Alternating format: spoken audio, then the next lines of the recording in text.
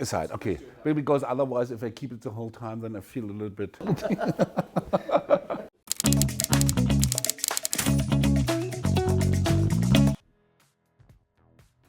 Are the rich really getting richer and the poor getting poorer? It's a question we have all heard 1,000 times. So is it true? Today, we take the numbers to uncover the startling truths about global wealth distribution these past 2 decades. Spoiler alert, the answer is not as simple as you'd think. Back at the beginning of the century, the average net financial assets of the top 10% of the richest people in the world were nearly 100,000 euro. Fast forward 20 years, and this number had grown to 270,000 euro, an impressive annual growth rate of 5.2%. That's like winning a small lottery every year. So yes, indeed, the rich are getting richer. But let's look at the other side of the coin too. In fact, over the past 2 decades, net financial assets of poorer households, represented at the bottom half of the wealth pyramid, have increased annually by more than 10%.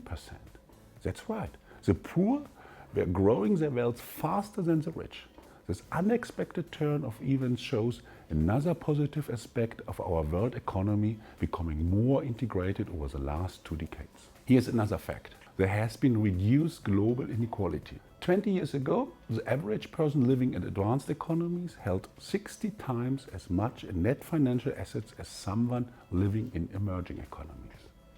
Now, that gap has been more than halved to 18 times. But the absolute differences remain huge, with emerging economies averaging 8,000 euros compared to 140,000 euros in advanced economies. It's clear the world is becoming a bit more balanced. Let's talk about the new global wealth middle class. 20 years ago, this group consisted of roughly 400 million people, primarily from Europe and the USA.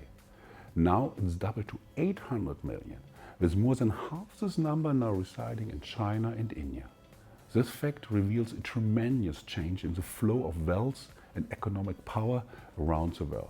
It's almost like watching an entirely new class of wealth come into existence before our very eyes. In summary, the rich certainly got richer, but the poor are also becoming less poor. Among the poor households, net financial assets have grown well in the last 20 years, leaving the world with a lower level of inequality. The rise of a new global wealth middle class, especially in China and India, underlines that this development encompasses the broad base of wealth. But still, disparities are huge. Let's hope this trend continues to see a more balanced and fairer world.